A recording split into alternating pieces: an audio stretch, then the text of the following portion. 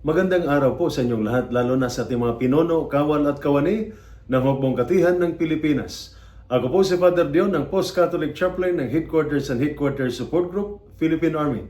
At ito po ang Salita ng Diyos, ang ating gabay. Ngayon po ay Monday sa ikalawang araw ng Hunyo 2025 sa ikapitong linggo ng pagkabuhay. Sinabi po ni Jesus sa ating ebanghelyo sa araw na ito, magdaranas kayo ng kapighatian sa mundong ito. Ngunit lakasan ninyo ang inyong loob. Napagtagumpayan ko na ang mundo. Isa ito sa mga pinakatotoo at pinakapanatag na salita ni Jesus. Hindi niya sinabing maaring dumaan kayo sa hirap.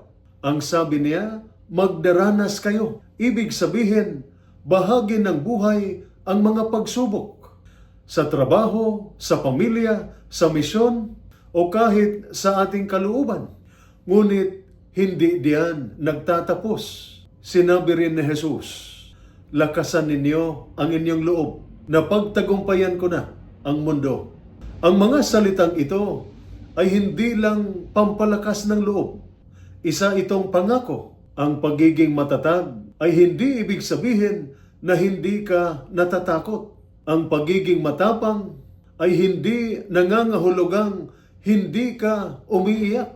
Ang tunay na tapang ay ang magpatuloy kahit natatakot ka dahil naniniwala kang kasama mo ang Diyos.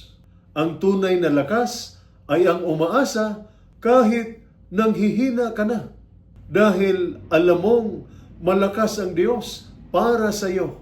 Kaya kung may pinagdadaanan ka ngayon, problema sa pamilya, kalusugan, misyon, relasyon o sarili, huwag kang susuko. Hindi mo kailangang saluhin lahat mag-isa.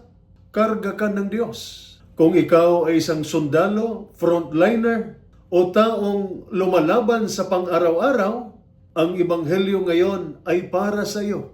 Oo, may gulo, pagod, pangamba, ngunit tandaan mo, lakasan mo ang loob mo. Hindi ka nag-iisa. Hindi ka pinabayaan. Ang tagumpay ni Kristo ay hindi lang para sa langit. Ito ay para sa iyong araw-araw na laban. Kaya kahit nasa gitna ka ng gera sa labas, pwede ka pa rin may kapayapaan sa loob. Ito po ang salita ng Diyos, ang ating gabay. Manalangin tayo.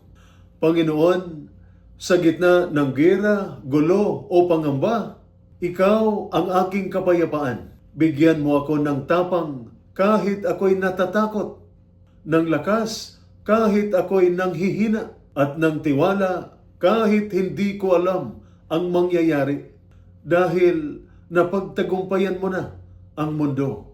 Kaya magtatagumpay din ako kasama ka. Amen. At sumainyo at sa inyong pamilya ang pagpapala ng makapangyarihang Diyos, Ama, Anak at Espiritu Santo. Amen.